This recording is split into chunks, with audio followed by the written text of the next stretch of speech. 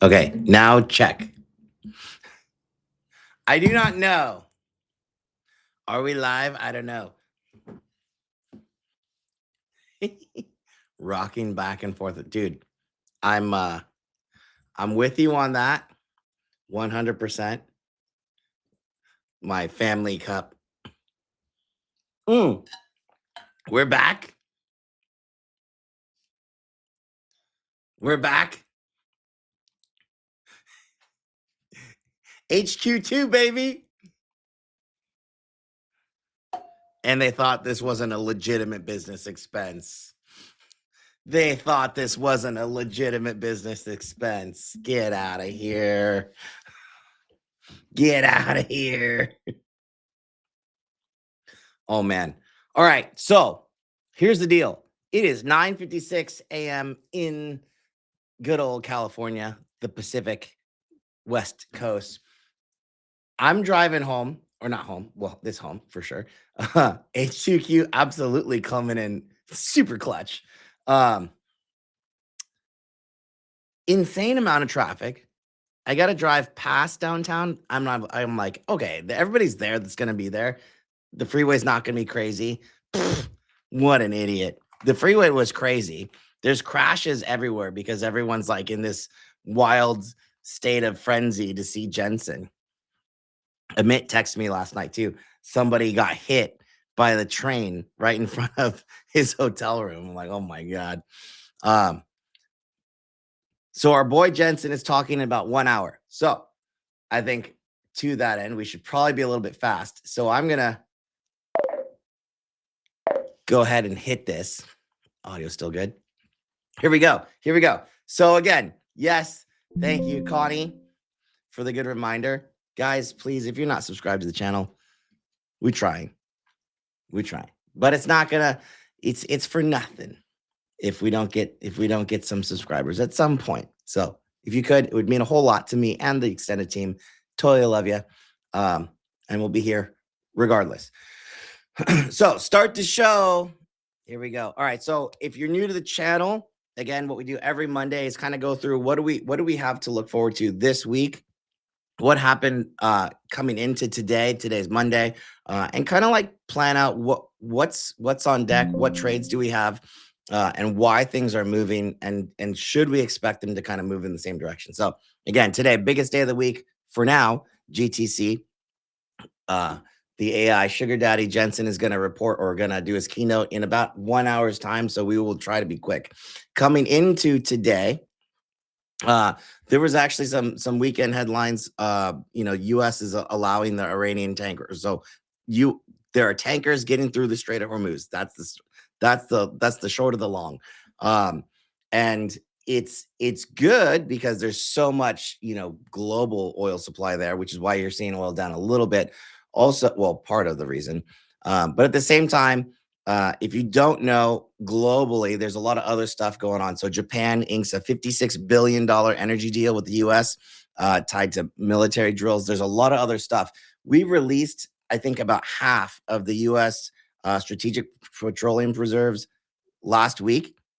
Japan did the same thing. So everyone's trying to kind of keep these prices down as best they can in the meantime. But demand for energy in general, globally, is still absolutely going up. So again, and part of this 56 billion deal, by the way, if we have any VG, what do you call cult members here? VG's, I think, about just under 10 billion in this deal right here. So there's a big deal. I was looking into VG a little bit over the weekend. It's like they can get a lot bigger than what I was thinking initially, but I think they have like multi-year plans to be one of the largest nat gas producers out there. So legitimate, trying to be what's the other one? LNG is the ticker, but it depends. I don't even know what Benzo Mob is. Ben's Mob. I read with an O. That's not. We are in a cult. Yeah, but the stock has been doing great. I think. Good morning, guys. I think that energy is everything. I've been saying that for a while, and regardless of this near term kind of like up and down kangaroo market, whatever you want to call it, the trend is for that sector, I mean, multiple years out, right? And then in the meantime, we actually had a handful of defense contracts awarded. I don't know if anybody saw. I know most people saw the Anduril deal, like it's like a $20 billion cap contract. So up to, but not to exceed. It's a not to exceed award. 20 billion for Anduril services, hardware and services from the U.S. government. Also, Taiwan secures a $9 billion U.S. arms package amid China encroachment. So, like, if you're monitoring the deal, what you're looking for is kind of like, are there going to be what's the next, let's say, escalation point? I'll be straight with you guys. Like, from my perspective, not a expert or anything, but from a trading perspective, I can just easily see, like, okay, I don't know. The U.S. wants to stop Iran from producing or stop them producing like uranium, so they don't have nuclear weapons. But if that's really the deal, even though we have these strategic attacks, we still don't know where the uranium is. And if we do get it, I think there's a couple questions on like, it's not going to be like, what do we do with it once someone finds it, right? So that's the issue. And then in the meantime, escalation points. I mean, this thing amid China encroachment, this is wild. So like, if somebody really wanted to hit us, it would probably be Taiwan, TSMC. That would be a pretty heavy blow, but this is the first time I've actually seen that headline come across the wire. So I felt it was kind of important to put it out there. In the meantime, there's some really good other news in the market. So Nebius, a bunch of people saw Nebius. I think it was 14% early. This is not just on GTC. So we know that Nebius got the blessing from Nvidia, but also they have another deal now with Meta.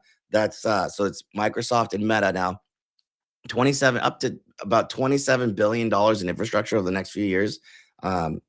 Evan, Stock Market News, posted something on this earlier. So this is why Nebius is up. It'll probably hold this move, but it probably won't extend. This is going to be one where, like, same thing that when Nebius got the Microsoft deal, it was like this massive move, and then kind of just chills and holds and we'll wait for the next move. So this is how the stock has been going. I don't know that it's going to be any different, but look, it's a big contract. It's probably one of multiples to continue to come through. So this is why you own Nebius, straight up. That's this kind of stuff right here. It's not for like a TA thing. It'll probably just go and hold and stay stable for a while once it finds its new range. But eventually there'll be another contract and eventually another contract. This is it. That's the story for Nebius. Micron also more headlines. I think that was up nearly 5% on a plan to build a second memory chip site in Taiwan. Again, we're going to hear from Jensen today about this new, I think it's like memory on GPUs. So supposedly going to be a lot more memory or energy efficient.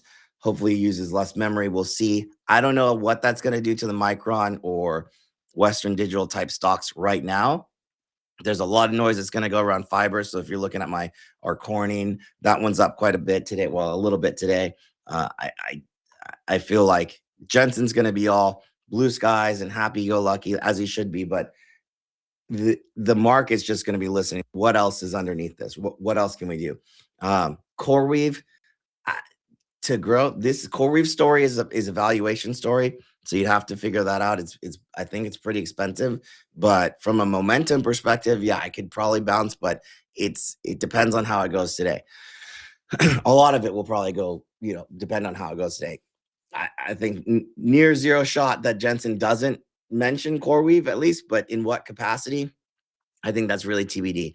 A couple other, I just put this down here for the first time in a while. This is today's upgrades and downgrades. We get this pumped into the server every day, but Circle upgraded, Rocket upgraded, Upstart upgraded. Kind of crazy on this one, and why you're seeing like Adobe still not catching the bid. Look, they caught another downgrade today. Qualcomm caught a downgrade. expiring on Friday. I mean, this kind of stuff. Look, if you're in condors or cover calls for Nebius, hopefully it's not just the call side. Like I would assume that you had both the call and the put side short on Nebius, but what you do in a situation like this from a trading perspective is you roll up the puts. So can't speak to just cover calls. I don't really do a whole lot of that, but condors, you would roll up the puts and keep the cover calls as they are. So if you're looking at Friday, I know it's kind of, I would probably roll those up and out, possibly. But you're way deep in the money. There's not really a whole lot that you can do other than sell 110 puts, because I don't think it's going to see 110 today. But just in case, that's probably that's would be the trading situation on that one. A couple of things. We're also this week we have GTC today. This Wednesday, I believe we have FOMC, which is going to be a big one. And I posted this screenshot earlier or last week. And this is, I haven't done a live screenshot, but I'll do it again. But 2 weeks ago, and we track this all the time, 2 weeks ago, we went from so this is June. 2 weeks ago, we went from 51% probability that we're going to have a rate cut in June. And then the week after that, that got pushed out 2 months. And then we're like 43% for September. And then last week, to close out the week, I just took another screenshot. We were 40%, maybe, basically less than half, that we're going to get a cut not until December. So I think the economic data points and this week's FOMC meeting is going to be a big deal. We had two rate cuts priced in coming into this year. And all of this kept getting pushed out and pushed out and pushed out. And to me, I'm kind of like, well, the market can push this out as much as they want. Whether or not it's real or stays this way, look, it's not going to stay this way. So the further this gets pushed out, I think in the near term, any kind of news that it could be sooner than later, that's why it's so hard to be like short the market right now. One, if you're, the market doesn't look great. But if you're thinking, do I want to actually be net short? The hard things right now are that, look, okay, you could have a ceasefire at any moment. That's going to shoot the market up. We've already seen kind of like nuances of that. Two, this FedWatch tool, the CBOE FedWatch tool is pricing out like all the rate cuts at this point in time. So you get one data point that's like, we could actually have one this year, or maybe even go back to pricing in two. That's going to be a big deal. So, I didn't have a chance to update the rest of these slides because we're kind of moving around. But what I will do is our good friend Evan, who is out here for the week, does a post that's kind of like the catalyst post for the stock market. So this, I believe, March 15th, this is his, I can't believe he didn't do a GTC image. But let's go ahead and just walk through the catalyst watch for the week. And he does a good job here, so we'll just go through this. So GTC event today, for sure, 2 p.m. Eastern. That's like an hour from now. We had earnings report. I think Dollar Tree already reported. So Meta has a dividend today. Funny. But GTC event, I guess OpenAI, Google DeepMind, Meta, Microsoft, all these customers are going to be there. AMD, TSM. These are potential pair trade. I think Intel actually has a pretty big presence over there right now too. But yeah, this is in about 1 hour's time. The market's probably going to go completely flat and just listen to what Jensen has to say. So I'm going to try and get this done before then. Conference call or JPM conference. Let's see. Tomorrow, Oklo reporting. March Madness starts. I gotta check with the team. I don't know if we have did everybody get their brackets in? I think I remember talking to the quant to see if we're gonna run a bracket in the server. It's possible, but if he hasn't done it yet, we might not. So we'll see. But this could be hoodie. This could be DraftKings, MGM, all kinds of stuff. But yeah, March Madness, baby, is starting. Let's see. Wednesday. I don't know if we have, oh, here you go. Producer price index comes out. Boom. So FOMC right here on Wednesday, 2:30 p.m. Eastern. That's going to be the second biggest event for the week. That's going to be a big one. Thursday, Friday. I think Thursday is the last day of GTC. And again, most of the noise will be done after today. This is the big one. Earnings, ex-peng earnings. And then, geez, we have so much. Friday is the official rebalance of the end of S&P 500. So Vertiv gets in, Lumentum, Match Group. Oh, I was like, they're not putting in Match Group. They're replacing Match Group for sure. And Paycom. S&P 100, Micron, Lam, Applied Materials, GE Vernova. To replace Target is out, MetLife out, PayPal, see you later, and some insurance, AIG. Interesting. Earnings on deck, really not a lot. So we already had Dollar Tree. Oh wow, just a throwback. MVST, Microvast tonight after the close. Lulu, DocuSign, Baba Thursday. I think I checked Baba this morning. And that one looked pretty good. Baba's towards the lows. So we'll see if she can hold. Probably does okay. Some really small cap OSS, Red Cat, Micron after the close on Wednesday. That's going to be big. That's the biggest one, I think, for the week. Micron after the close. Holy shamoly. Yeah, that's the biggie. And this is again. So FOMC right here. Wednesday. Rate projection. All of this right here. So if you're not familiar with how this works, basically he has a conference scheduled at 1:30 Eastern. But 30 minutes before, I think this one will have the rate projections, FOMC rate projections. So this is, I think this is one where you get the dot plot. And this is going to change that CME FedWatch tool quite a bit. We also get PPI at the same time. So it's a big week. Today, again, it's all about GTC. After GTC, the market's instantly going to switch over to more macro stuff. Let me just check the CBOE FedWatch today to see what it's doing. It might have changed already. I think it was pretty low before. Always crazy to me how this just changes so quickly.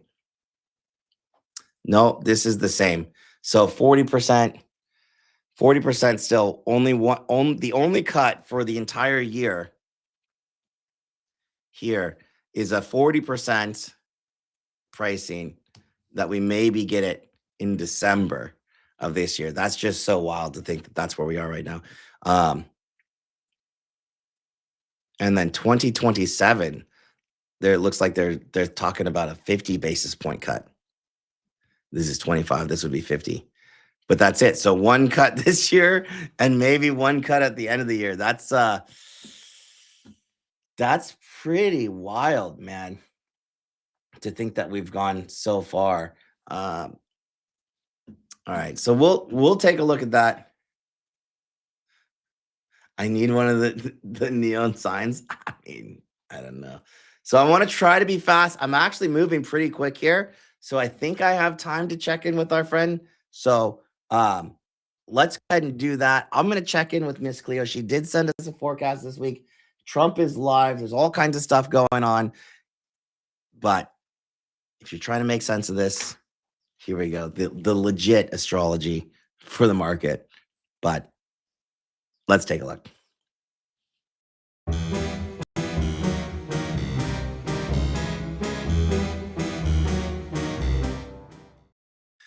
Okay, so just take this with a grain of salt. If you don't like it, look away for about 1 minute, maybe. But this is the T in TA, which obviously stands for tarot. We do this for comedic relief mostly, but sometimes it is wild how accurate she can be.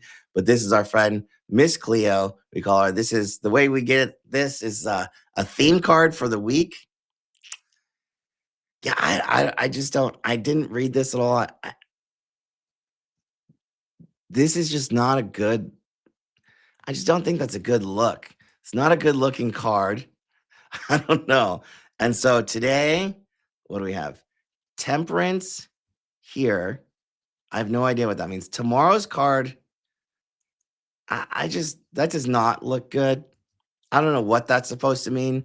I don't think I've seen that card before, nor have I seen this card. So I have no idea.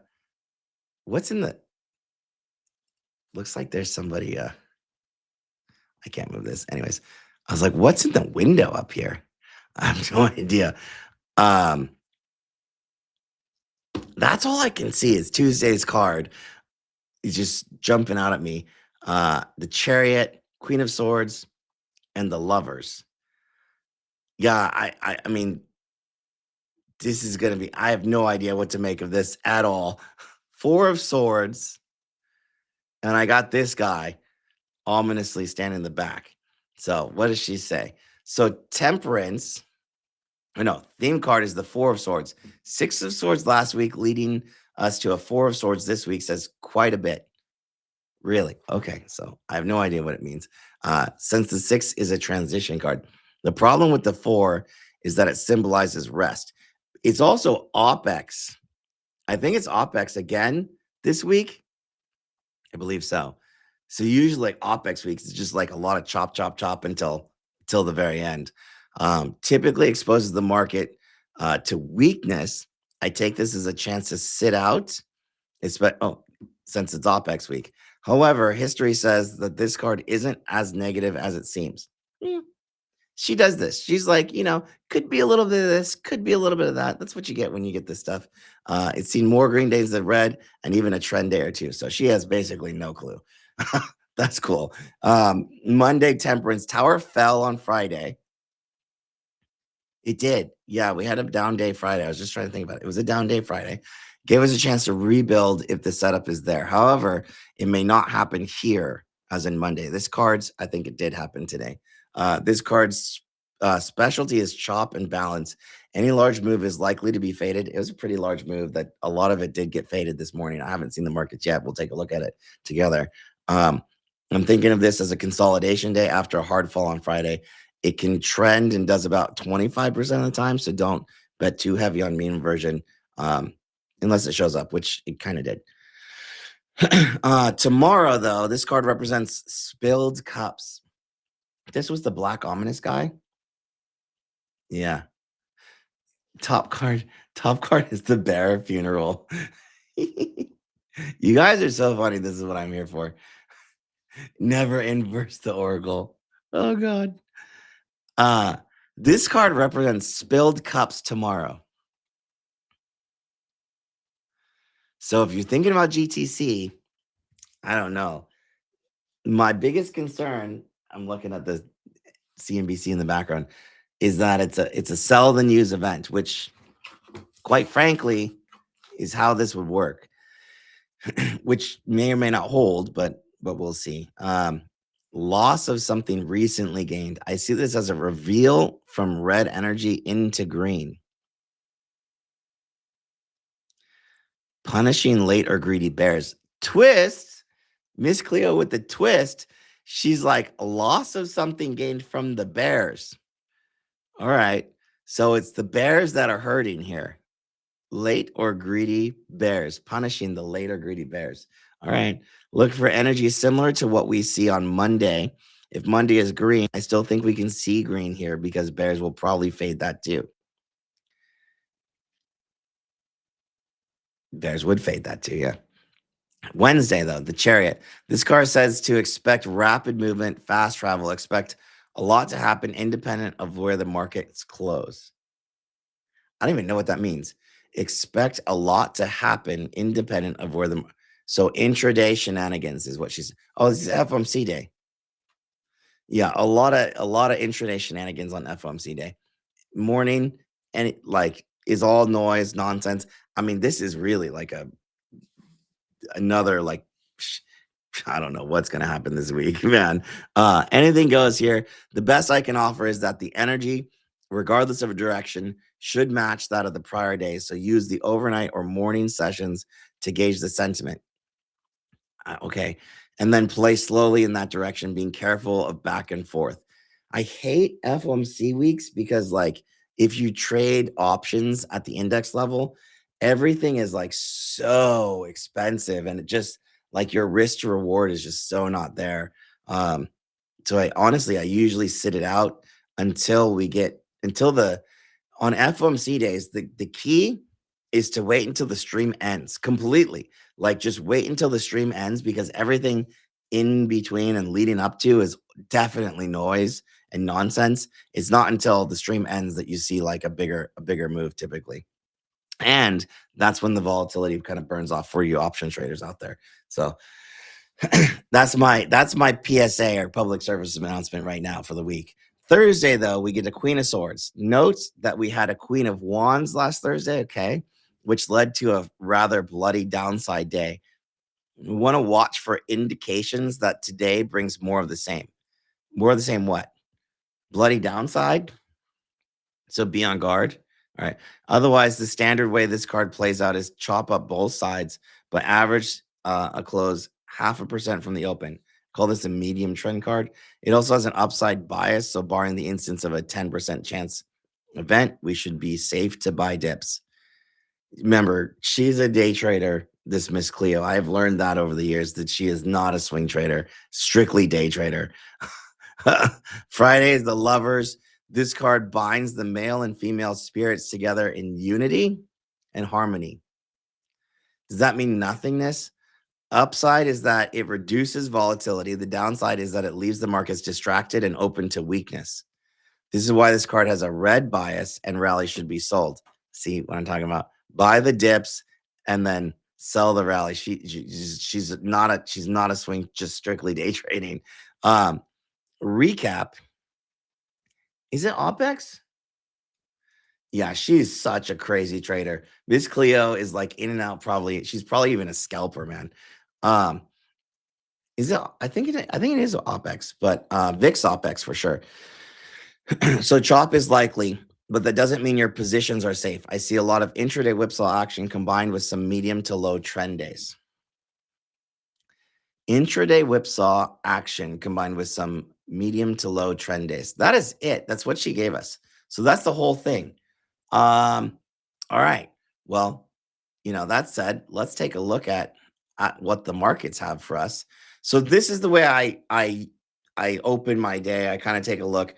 I'll usually have, it's always, let me just make this a little bit bigger so you guys can see a little bit better. But so SPY, QQQ, diamonds, and IWM, or the red-headed stepchild of the market. That's always my top 4 view, just like this. And I use a 30-minute chart, and then on the bottom 4, really I'm just looking at some kind of barometers. It depends on what's going on in the market right now. It's the dollar, IGV, because we've been talking about this forever. The pair, IGV and RSP, we've been talking about this pair for forever.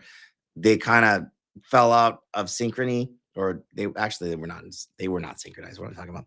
RSP started to pull back, but in the meantime, the software sector, IGV, started to pop a little bit. They're kind of balancing out right now. Today I have Bitcoin. It's not a big level. It might be crude. Like if you're looking at CL, it's probably a good one.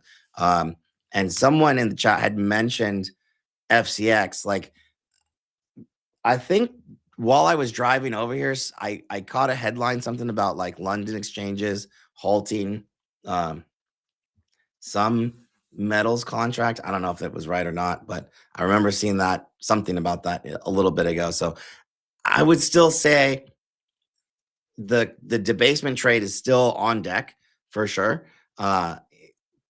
But at the same time, like the dollar has bounced right into resistance. So this one has recently kept the debasement trade kind of held back a little bit, or stunted, if you will. But if this is the moment, literally right here, right now, this is a 4-hour chart where the dollar kind of tops out, instantly, boom, that debasement trade is going to be right back on. So I would be somewhat cautious about fading some of those. And from a setup perspective, this week, this stuff could look actually pretty good. So we might want to look at FCX and things like that. Across the board. So this is SPY or SPY, the S&P 500 index. From a seasonal perspective, look, if we pull back for the year, it would be somewhere around that 600 mark. I think we barely got to 650, 660 last week. This red line here is the 200-day simple moving average. And these lines that I have up here are NFP levels. So what's interesting, this is last month. So if this is the NFP high and the NFP low, this is like absolutely resistance.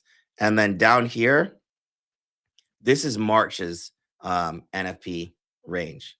I believe this is accurate. Yeah, so this is the day. And what we do is I'm back to the 30-minute time frame. But we basically take from when the market got the data right here to the low of the high of the New York session.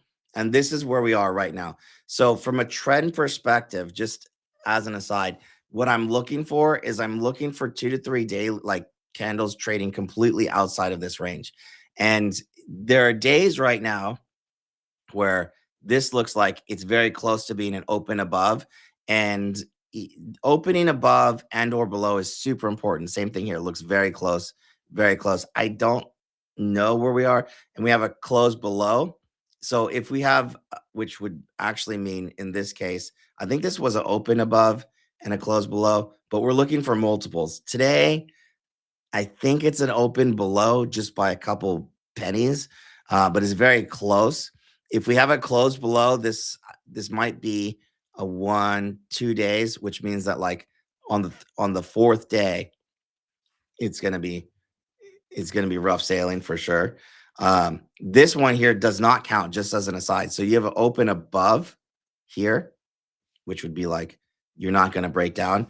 And even though you have a close below this whole day, that means that that's not going to initiate a trend. So same thing here. You have an open below here, and then you have a close below above.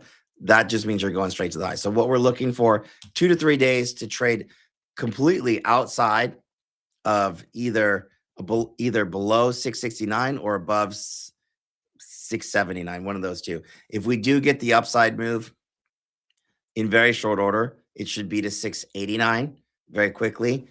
You need to have multiple NFPs on here. So the way this works, I'll usually do, I think I do 10 is the default. But I think right now I need to go a little bit further just because we are so low. I think we're in October areas. Yeah. So this, if we do have a downside trend, then the downside move is to 650 right in here.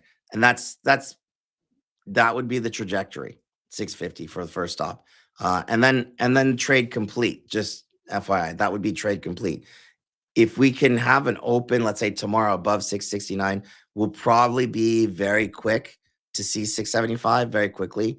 But just know, look, we have a handful of levels in this area that will be still overhead resistance. Looks like we're doing December is a bit of an overlap. So the way this works when we have an overlap like this, if this is December high 682 and December low 674, I still need these same levels. So I still need a full open above here and close to say that we'll be going to 682, but 675 to 682 is a trading range.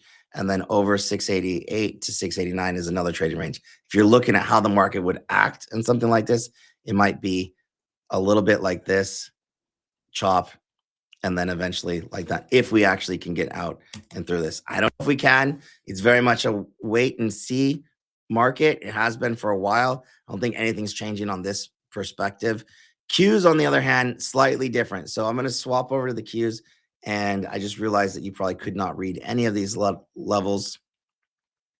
So I'll just make them a little bit bigger here. QQQ. We did have an open above. So today on the Qs, we have an open above 598. So this is the area here for QQQ. So as long as we're over 598, I'll just tell you guys right now, the very near term target is going to be about 605, 606. And this could happen within the next 24 to 36 hours, but doesn't mean it's a big long. Like I'm going to need to get all the way through 608 to say, all right, we're ready for the next leg, which would be into just under 614. We have a lot of overhead resistance here too, but this one has been kind of in the dumper for a little bit. If as long as this is holding over, we're probably okay. Worst case scenario is we have a close below, which I don't know that that's going to happen. And then maybe this is like a Tuesday thing, and then that would be upside target. And if Wednesday we come in like this, that's what that would look like. And then downsides on Qs are not nearly as bad as it is on the SPY right now. SPY is a big, massive gap. So I would just caution that at the moment, because the Qs has a lot of traffic below. 585 is the downside target. So it's really not that big of a deal. It's not until you get to below 550 that something is more concerning. So this one has essentially already taken the brunt of it, which is what that's saying right now.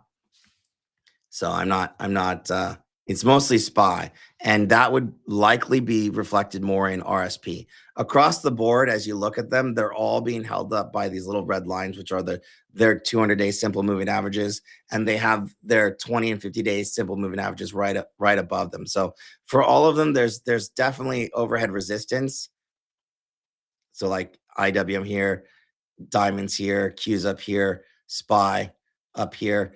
It's very range bound, but the range can be a little bit wider at the moment, and rallies, like any big rallies, probably get sold off unless they're fundamentally driven.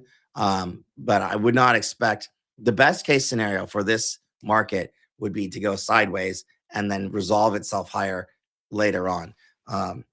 So this week though, it might not be a big tell. But for now, let's go ahead and get into the charts. There's a couple of them. I'll take a look. These levels, yes, they are, right? So I think SQQ below 70. I don't know what TQQ is, but things like that, you can trade these on leverage tickers, or like ETFs and things like that. I'm just going to scroll through the chat right now. Can I fix SoFi? No. Banks. Can we do banks? Yeah, I think Andrew, Mark, yeah. So here's another thing. So XLF, if we look at banks, I would want to look at the index first. And this is XLF that I'm assuming that you're talking about large cap banks. This is what the large cap ETF looks like for financials. What I can say is this is the relative lows. Look at this. You know, I didn't do that before, but from a sector, this is XLF, the sector from, I think this is Liberation Day lows. Let me make this bigger for you guys again. Believe it or not, that's actually how my charts normally look. 49.23. So we have so far pulled back 50% from the recent highs, from Liberation Day lows to the recent highs. I think this is Liberation Day. That's your typical pullback right there. Can it go lower? It actually can. So this is what we would call like a typical retracement, like your very basic retracement. So this whole area becomes a level of support. What I would say is like right in here, just under 49. This is not bad. This ETF's not even that many dollars. $50 for the XLF index. That seems, they must have had some splits. Just under 48 is your bigger support right over here. Now, there's going to be a big difference between XLF and KRE, which is the regional bank ETF, because I think we have Basel III coming soon.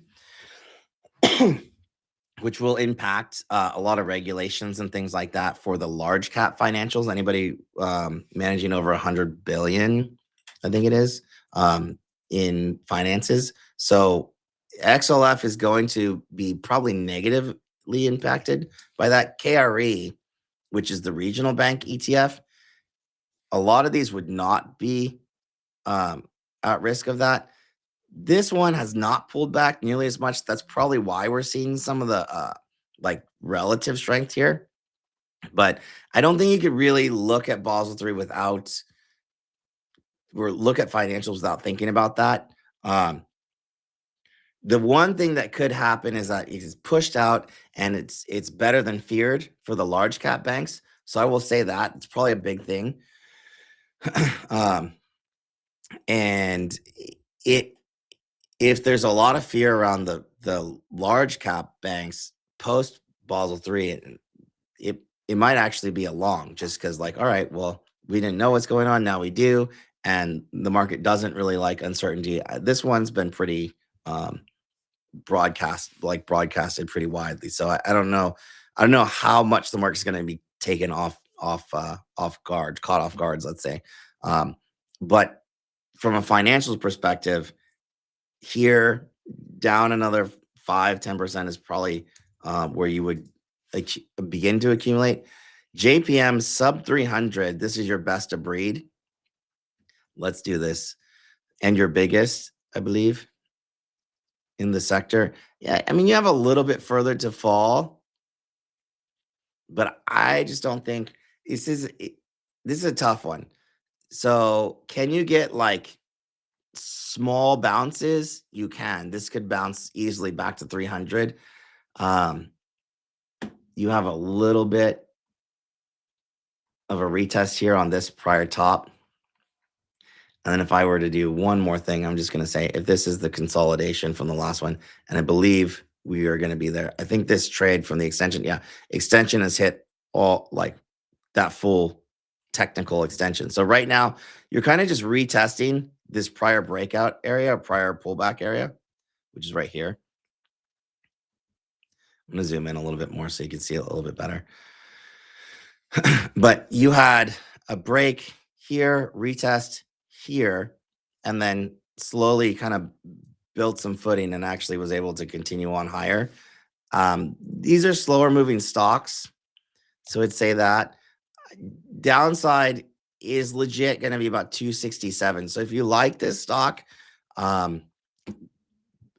270 down to 250 is just a typical, probably where you would want to pick it up. And it's really like between here to here. So on back over here, and I remember this is like June, July. Yeah, it is.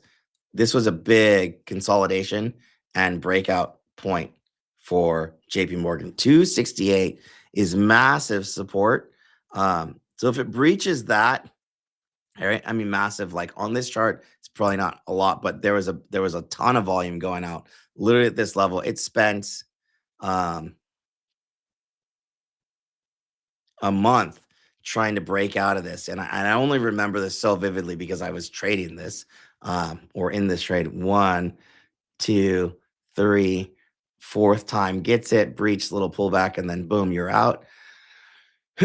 There was a lot of tests, but the buyers were buying on these pullbacks down here and down here, which means that below 268 down to 250, this whole area here, from here, all of this support.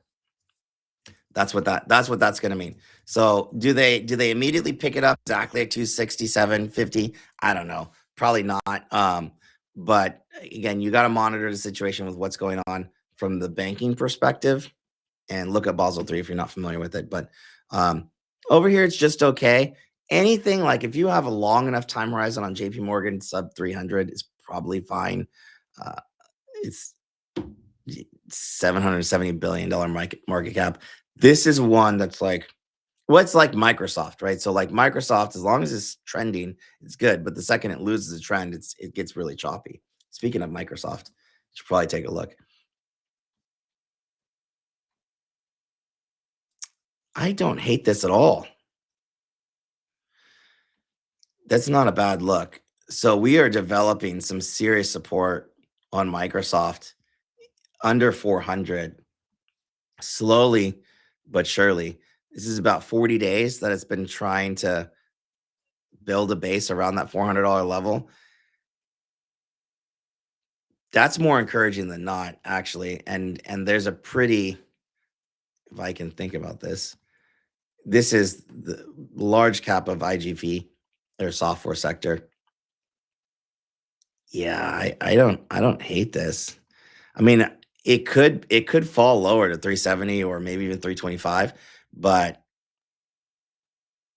right now we've essentially done what it needed to do. So like from this chart perspective here, and your little double top is definitely paid off, or played out, and we're at what we call like a fair value of the prior consolidation. But this is the prior dip kind of area right in here.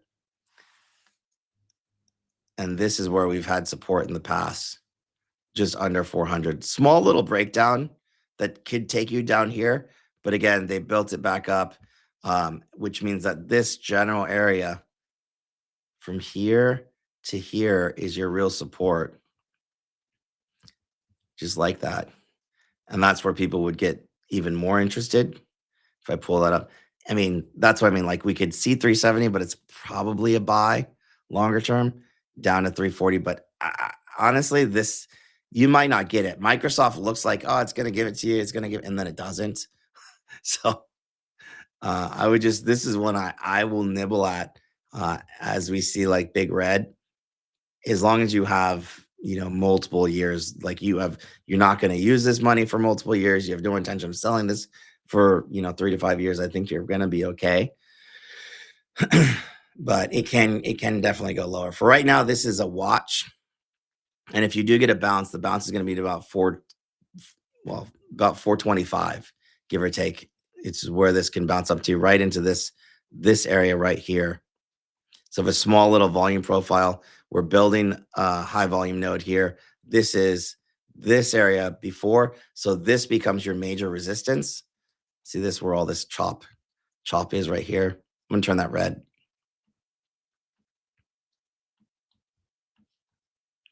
So all of this area becomes your resistance.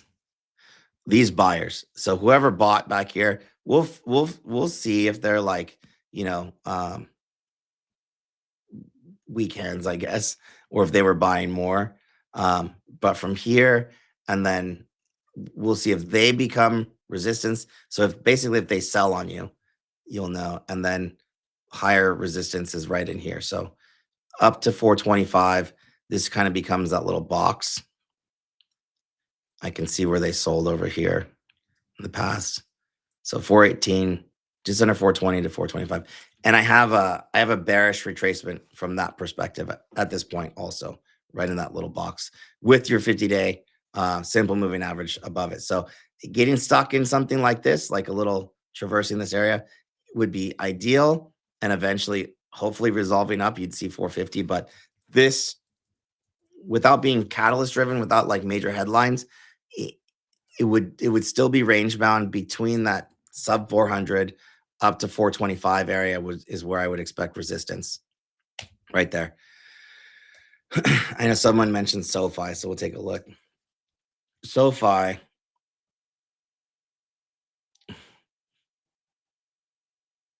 Yeah, I know. SoFi is going back. I don't know what to tell you. This is not like super constructive. I don't have support till like lower. There was like a little brief stent here. 17, not holding. We still have lower highs. If SoFi loses this level, then you're going to get the flush. It'll probably be short-lived, but depends on if you like it or not. Like you can like it up here, but your flush is like, I don't know, another 10, 15%, give or take. Again, we're in this weird spot in the market where it's like, yeah, I can see some lower prices, but for how long? And like, do those lower prices become better buys longer term. What I just did here, I just took this entire range and grabbed what we call like a volume weighted price for that range, which takes me in that 14, 14 and a half, 14 and a quarter kind of level. So generally speaking, the accumulation zone or your supports, your lower support here is going to be 14.20. So you lose this, you're dropping another $2 pretty quickly. This as in 16 and a half.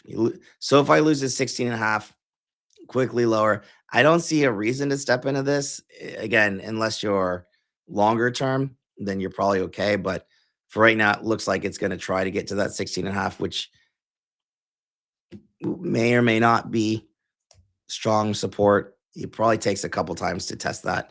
So I'm looking at something like this, but if it breaks down like that, that's how you get here. In the meantime, this will probably be a very small sliver of support. You just don't want that sliver of support to turn into resistance later.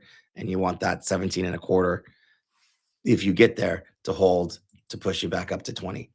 Again, I think this is going to be banking related. Fintech is rough. If I look at my hoodie, this is super muted. I don't know. So I think March Madness can hold hoodie up for a little bit, but this is just like it's such a weak bounce. Like I should have seen a bigger bounce on my hoodie. I should have seen like a lot more. So for those reasons, it kind of concerns me a little bit that we might see lower. So, I mean, I'll wait for that bottom to fall out, I guess, if it does. Otherwise, I have what I have. Yeah, it would take a lot for me to get interested again in Robinhood, either a lot more to the upside, like over 100 sustained, or below 50. Then I'll get excited again. Otherwise, this is at risk, no question. Poor hoodie. And I don't know, like March numbers, February was not great. March is going to be rough. I don't know. Not liking the view of my poor little hoodie. Yeah, this is 40. He's 40. Well, it is what it is. We'll see. I don't see a reason why it would stop at 60. I know a lot of people had 60. Let's take a look at some others. CoreWeave in the headlines right now. I mean, hitting some overhead resistance. This could pull back, but no, it needed to get well over 90 for this to be a sustained move. For now, it's gonna be very much what Jensen says in the next 10 minutes. So FCX, I like this general area, but it's so support here, just under 55, around 55. We'll see. This trend is lost. It is expensive. This is again going to be very much about the debasement trade. So this being the prior trend, you probably can't see that. I'm gonna do a quick scan, but here's the near term trend. If I zoom this out a lot more, you could see why this is a more interesting setup to me. Like this is a weekly chart. So near term between 50 and $60, not that big of a deal to me, but longer term, this is your prior resistance or up here, which is why like watching this chart here now, zooming in a little bit, does become slightly more interesting because we're kind of testing that prior all-time highs level right in here. I think I'm gonna grab this one, July 2011. It's about 57 and a half. So if this is I mean, I don't hate this at all. Is it a sustained bounce? I don't know. It could come in lower, closer to 50 for a deeper pullback, which would be perfectly reasonable. And then if I were to take from here to this relative high, like that's about here for a deep pullback. But again, this is a much longer one. I think I'm gonna roll through Can we look at Apple? Apple, dude, new product release today. I think it was like $500 AirPods. And you're gonna buy that? Dude, the Duolingo killers, for sure. This is a loaded question. Someone asked me about private equity. I think Amit said he's going to write a Substack on that, but this private equity, it's Blackstone, which I liked for a long time. This one is like, Blackstone is, to me, I feel like it's going to be the Janus Henderson of our, well, no, ARK is the Janus Henderson of our day. If you don't know who Janus Henderson is, I mean, you can probably look it up. There's the king fund in the .com era. But this Blackstone is the canary in the coal mine, really, for private equity. Private equity meaning like private loans and things like that, to large scale. So they've been lending. But now they don't have new money coming in. And so it's kind of like this almost Ponzi-esque situation. I think there's a lot of risk in there. I don't really like it. So I would stay away for right now until that area gets kind of cleaned up. This is one piece. If you know who Janus Henderson is, I don't know. That's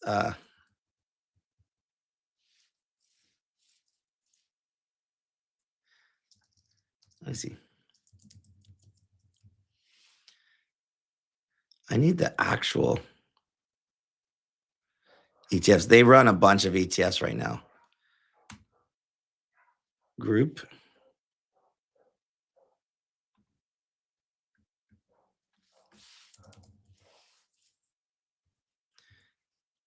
I'd have to pull this up. Income. I don't even know if they're listed the way I'm looking for it. Yeah, they have a lot of funds, but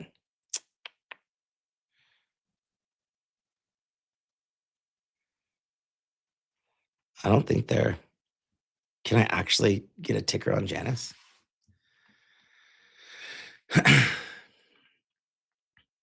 They were like the go-to fund in the .com era. But this is quite a crazy one right now. We'll take a look at Biddy before we go.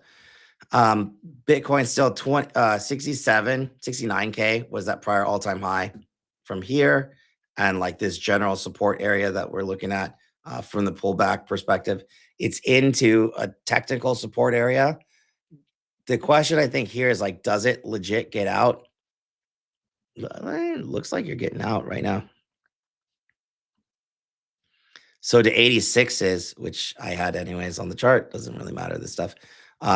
This is your prior breakdown level. So from here, I think it's nearly a foregone conclusion that you can make this trek from this little low volume node up into here, but that takes you to roughly 80, just under 80. So another 10% upside. That's when you got to be really cautious though. So this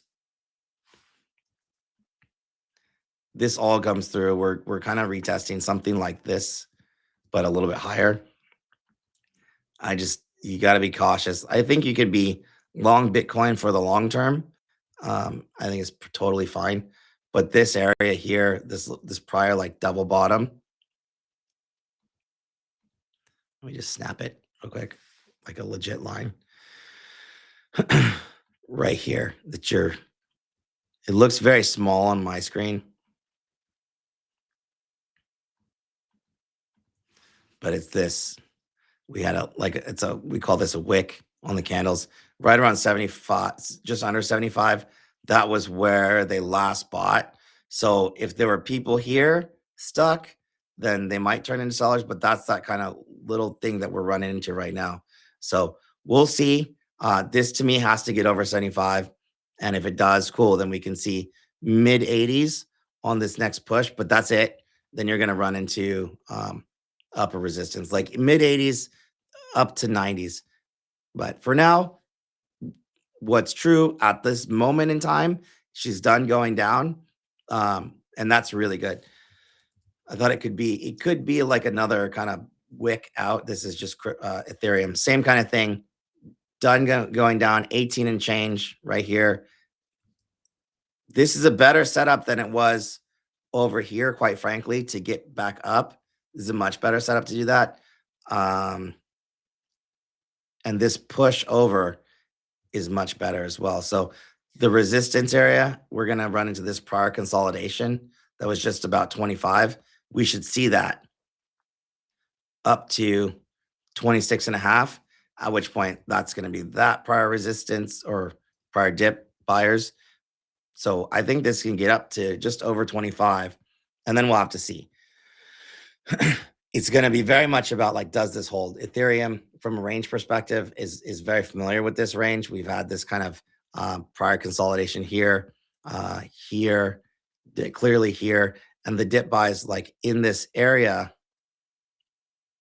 are what we're looking at. So do we get this big green stick out? It's very TBD, but it's possible. This is like around that 26.5 areas where we get like some pretty heavy, like heavy moves. So from a long-term perspective, again, massive support. Here's your resistance up here. So in this box, this makes sense. This is where we are. I think if we hit our heads up here and hold 22s, something like that, and see some sideways price action, that's going to be your best case scenario for Ethereum. But is it a big green stick? For now, for today, but this has got a lot of work to do for the rest of the year. So could be a good entry point for long term, though. Could be a really good entry point. Last one, we got 3 minutes before Nvidia starts. So you got to listen to Jensen right now. I mean, there's nothing to do here at all. Completely sideways, upside 193. That's it. Downside probably 176. But there's nothing that this chart could do today. It's not going to be about today. It's nothing this chart can do today that's going to change this. Even if it does go up to 194, look, it's sideways. At least it's not breaking down. It's not going to break down before the event. It's not going to break down before Jensen's keynote in 2 minutes. So with that, I think you guys should tune in. I'm going to go run outside and see if I can find Jensen and our boys and friends over there. So cool. Go listen to that keynote, and I will see you guys on the next one. Adios. Technical Tuesday is on. So I'll see you then.